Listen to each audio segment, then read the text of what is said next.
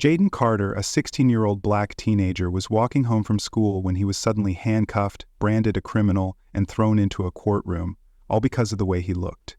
Jaden Carter didn't just face a judge, he faced a system that was ready to wipe him out. But what happens when a child's truth takes over an entire machine? Stay tuned. This story will make you think hard and make you question everything. Follow the story. You won't believe what happens. The courtroom in Willow Creek buzzed with a heavy silence. Jaden Carter, a 16-year-old black teen, stood in the defendant's box, eyes locked on the floor. His hands shook faintly at his sides. Across the room, Judge Harold Grayson, a stern white man in his 60s, leaned back in his chair, glaring down with a scowl. "You think this court's a game, kid?" he snapped, his voice cutting through the tension. Jaden stayed quiet. His public defender, a frazzled young woman named Ellen Price, fumbled with her notes, too overwhelmed to speak. Grayson shook his head, his tone dripping with disdain. This is why crime's out of control. No responsibility, no respect. Jaden blinked, lips pressed tight. He hadn't spoken since his arrest.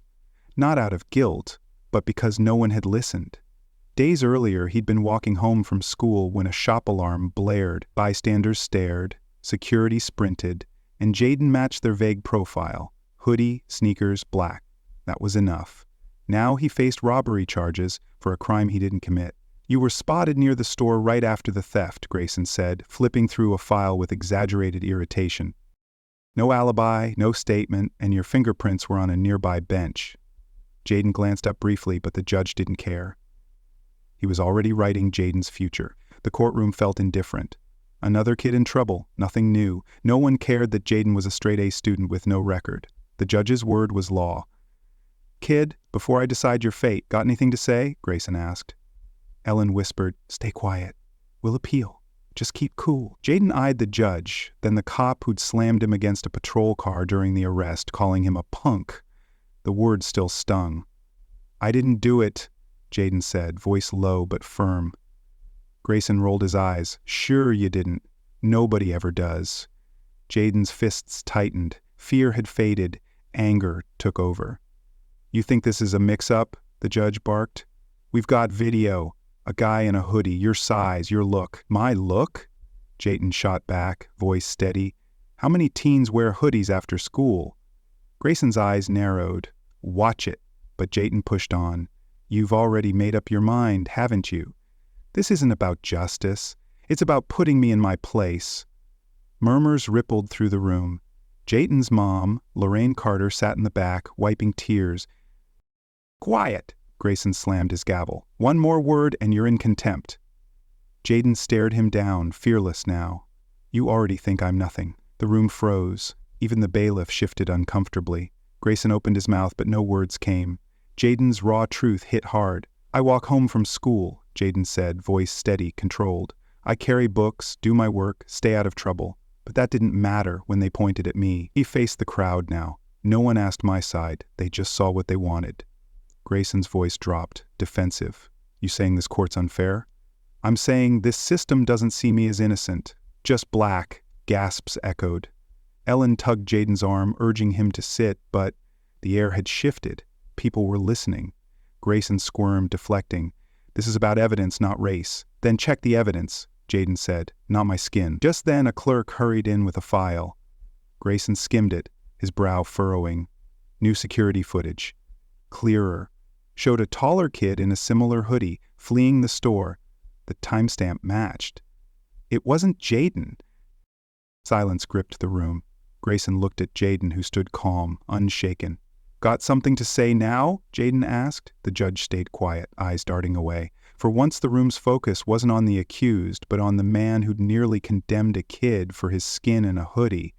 As that new security footage hit the courtroom, shaking Judge Grayson's smug confidence, I couldn't help but think about who Jaden Carter really is. Not the kid they painted as a thief, but the one I know. I'm Paul Whitaker, a history teacher at Willow Creek High. White guy from the suburbs, teaching for 12 years. Jaden, 16, is one of my best students. Sharp mind, always tossing out big ideas in class, leading the debate team, volunteering at the community center. Straight A's, no trouble, the kind of kid you bet on for a big future.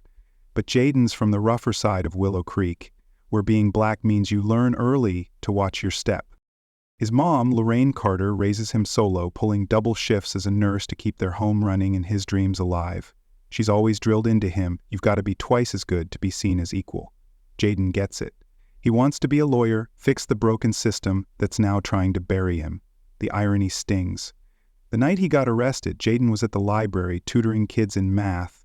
I saw him there, nose in a textbook, headphones on, backpack bulging. He left around 7 p.m., walking his usual route home. Then cop cars rolled up, lights flashing. They grabbed him, slammed his face against a patrol car, cuffed him tight, called him a punk and told him to stop moving, even though he was still as stone. A store got robbed nearby, and Jaden matched their lazy profile. Black, hoodie, sneakers, no questions, no rights, just a cold ride to the station. He sat in a cell all night, staring at the walls, no call to his mom, no answers. The next day they threw accusations. You were at the store, you looked guilty, why aren't you shocked? Jaden kept saying he was at the library, nowhere near the crime, but it was like talking to a brick wall. Lorraine found him after 16 hours, bursting into the station, tears streaming, demanding to know why her son was locked up. All they gave her was a court date and a shrug. At home that night, Jaden barely touched his food. His little sister Kayla kept asking about the bruise on his cheek. He stayed quiet. When I talked to him later, he said it wasn't just the fear of jail. It was knowing his grades, his clean record, all the times he stayed out of trouble, meant nothing against his skin and that hoodie. At school, whispers spread. Some kids thought he was guilty. Others just drifted away. A few teachers dodged his gaze. It was like he was becoming a ghost in his own world. When the court date came, Lorraine couldn't afford a private lawyer, so Jaden got a public defender. Decent but swamped, barely remembering his name. Still, Jaden walked into that courtroom in a borrowed suit, chin up, not because he believed the system would play fair, but because he refused to let it crush him. I watched him stand there, facing a room ready to write him off, and thought, this kid, who I'd trust to lead a class or help my own son, is fighting for his life. All I could hope was that the truth, his truth, would break through before that judge's gavel fell. As Paul Whitaker clung to the hope that Jaden's truth would outshine the courtroom's bias, the trial in Willow Creek pressed on, thick with tension. Jaden Carter, 16, sat still in the defendant's box, hands clasped, face unreadable. Inside, his stomach churned, not from fear but from the sheer disbelief at how flimsy the case against him was. The prosecutor, Victor Malone, spoke with a cocky edge, weaving a story of a robbery, a suspect, and a perfect match. Every eye turned to Jaden like he was already guilty. Malone leaned on shaky evidence, a blurry video barely showing a figure in a hoodie, a witness who thought it was Jaden, and a timeline that didn't add up. No fingerprints, no stolen goods, nothing solid. Yet he acted like his words alone could lock Jaden up. Lorraine Carter gripped her son's hand from the back row, whispering a prayer. Jaden stared at Judge Grayson, whose sharp eyes and permanent frown hadn't softened since the trial began. Then Malone dropped a line that hit like a punch. This kid fits the mold, Your Honor. From Willow Creek's rough side, always around, and let's be real, guys like him don't come with airtight alibis. The room stayed quiet, but guys like him rang in Jaden's ears. He scanned the jury, most avoided his gaze, faces blank. He looked to Grayson for a reaction, a hint of pushback. Nothing, just that cold stare. This wasn't about justice anymore. It was about who deserved it. During a break, Jaden stood by a hallway window, alone, while Lorraine talked to the public defender, Ellen Price. Two court officers nearby smirked. Kid thinks a suit makes him clean, one muttered.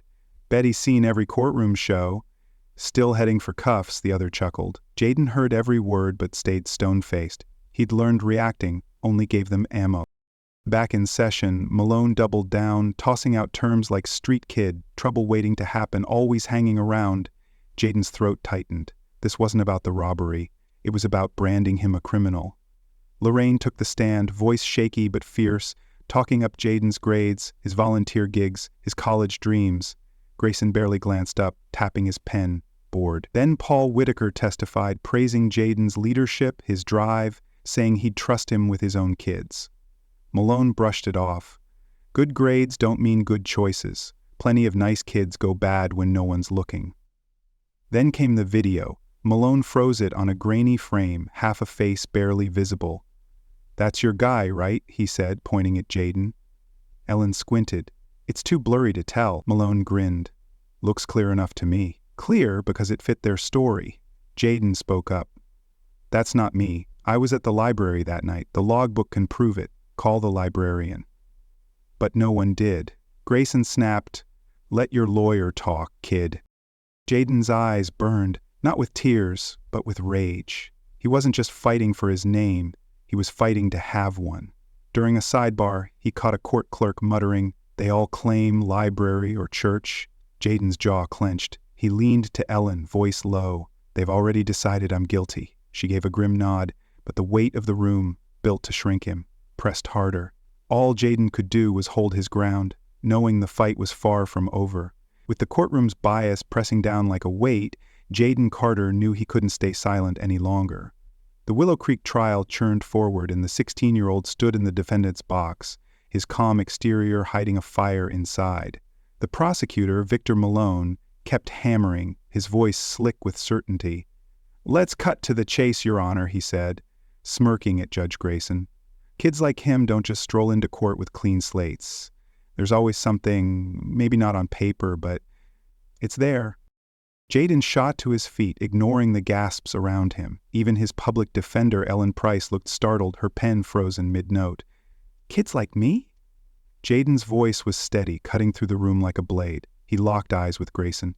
"I've spent my whole life proving I'm more than your stereotypes, and it's still not enough. I'm not here begging for pity. I'm here demanding you do your job. Find the truth." The courtroom went still. A woman in the gallery whispered, "He's gonna sink himself." But Jayden didn't care. For the first time, he wasn't invisible. He was heard. Grayson leaned forward, fingers steepled, eyes narrow. "Mr. Carter, you're treading a thin line between defense and disrespect. Know your place." Jayden didn't blink. "My place, Your Honor? Back of the room, head down, hoping you'll toss me a scrap of fairness. I'm done with that." A hush swallowed the room. Malone hesitated, thrown off, unsure whether to jump in. Lorraine Carter clasped her hands in the back row, murmuring a prayer, "Let his truth rise, Lord." Jayden faced Grayson head-on. "You've got a blurry video and a witness who barely saw a shadow. I told you I was at the library. Check the logbook. But you won't, because you've already decided who I am. This isn't a trial, it's a setup." Murmurs spread. A juror shifted, actually looking at Jayden now. Grayson's face tightened, his authority rattled. "You're out of line," he snapped. "Sit down or I'll hold you in contempt."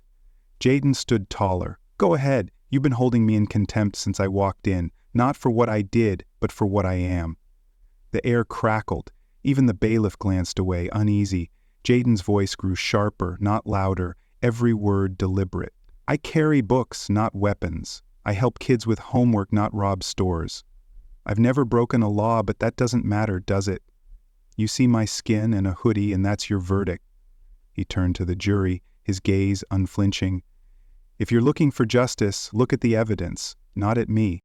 Grayson's jaw twitched, his gavel hovering. "Enough! One more outburst." "Outburst?" Jayden cut in. "This is me fighting for my life. You want to talk evidence? Where's the stolen stuff, the fingerprints, the proof? Or is my face all you need?" The gallery buzzed, some nodding, others wide-eyed. Lorraine's eyes glistened, her hands trembling with pride. Malone tried to regain control, clearing his throat. "Your Honor, this is theater, not testimony." But the room had shifted. Jayden's truth wasn't just a defense, it was a challenge. Grayson glared, his voice low. "You've said your piece, Mr. Carter. Now sit." Jayden sat, but his eyes never left the judge. He'd drawn a line. No more shrinking, no more silence. The fight was on, and he'd push it to the end, no matter what Grayson decided next. Jayden Carter's defiance still echoed in the Willow Creek courtroom, but the fight wasn't over. The 16-year-old sat tall, eyes locked on Judge Grayson, who gripped his gavel like a lifeline. The room buzzed with tension as Grayson cleared his throat, ready to deliver his verdict. "Mr. Carter," he began, voice heavy, "your words don't change the evidence. This court finds you." The doors swung open, cutting him off. Two men strode in, their presence commanding every glance. Lorraine Carter gasped from the back row. Jayden turned, a faint smile breaking through. It was his father, Judge William Hayes, a towering figure in a crisp suit, and his older brother Marcus Hayes, a federal prosecutor with a badge gleaming on his belt. Grayson's face paled, his gavel frozen midair. The gallery murmured, sensing a shift. William stepped forward, his deep voice steady. "Your Honor, I mentored you when you were a clerk. You knew my family, yet you were about to sentence my son based on what? His skin and a hoodie?" Grayson stammered. "William, this isn't personal." Marcus cut in, sharp and unyielding. "Not personal? You let this trial run on flimsy evidence and bias. As of now, we're filing an ethics complaint with the Judicial Board and demanding a review of this circuit's racial bias patterns." He turned to the prosecutor, Victor Malone, who shrank back. "And your office? Expect a deep dive into your prosecution habits. We're done with selective justice." The room went dead quiet. Malone's confidence crumbled, his papers slipping from his hands. Grayson tried to regroup. "I followed protocol. The evidence—" "What evidence?" Williams snapped, holding up a file. "A blurry video? A bench print anyone could have left? You ignored my son's alibi, the library logbook, because it was easier to see a criminal than a kid with the future." He pointed at Jaden. "That's my son. Straight-A student, debate captain, volunteer. You didn't see him. You saw a stereotype." Jaden stood, calm but unbreakable, next to his public defender, Ellen Price, who looked stunned but relieved. Lorraine rose, tears streaming, as Jaden walked to her side. "This," Jaden said, voice ringing clear, "is what fairness should look like." He faced Grayson one last time. "You had a chance to get it right. You chose to lean into your prejudice. That's on you, and I'll never forget it." Grayson's hands shook, his authority unraveling. He glanced around, once the king of this room, now just a man exposed. Marcus spoke again, his tone final. "You stood with our family for photos, Judge, but when my brother stood before you, you treated him like he didn't matter. That's your legacy now." The gallery was silent, every word landing like a hammer. Jaden, Lorraine, William, and Marcus turned to leave, a family united, their strength louder than any gavel. As they passed the crowd, a man whispered, "That's real power." The courtroom felt different. Not Jaden on trial, but a system forced to face its flaws. Outside, sunlight hit Jaden's face, and he gripped his mom's hand. Marcus clapped his shoulder. "You okay, kid?"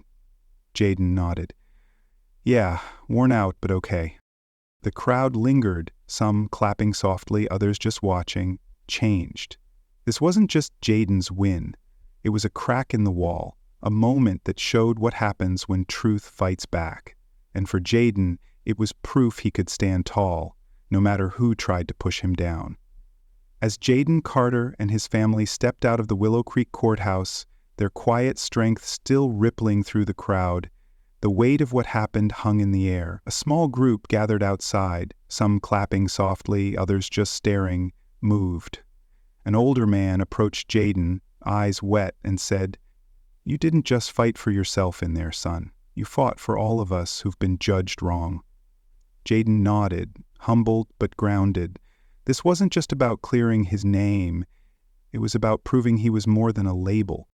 He turned to his mom, Lorraine, her hands still tight in his. "Your voice kept me going," he said. "What did I say?" she asked, a faint smile breaking through her tears. "You told me I'm enough, and no one gets to take that away." Lorraine's eyes shone with pride. "You listened, baby." William, his father, and Marcus, his brother, stood close, their presence a shield. No cameras swarmed, no reporters hounded, just a family who'd faced down a broken system and walked away stronger. That night, Jaden sat on his porch, Willow Creek's city lights flickering in the distance. He thought about Judge Grayson's weak excuse before stepping down, how it was just procedure. Jaden knew better. That wasn't procedure. It was prejudice dressed up in rules. The only reason it didn't win was because he and his family refused to back down. He pulled out his phone and typed a truth that had carried him through. Respect isn't earned by staying quiet. It's claimed by standing tall, even when the world wants you small. He saved it, feeling the words settle deep. Jaden's story teaches us that true strength lies in standing up for your truth, no matter how loud the world tries to silence you. In life, we all face moments where assumptions or biases try to define us. But like Jaden, we can choose to fight back with dignity and purpose. This isn't just a story.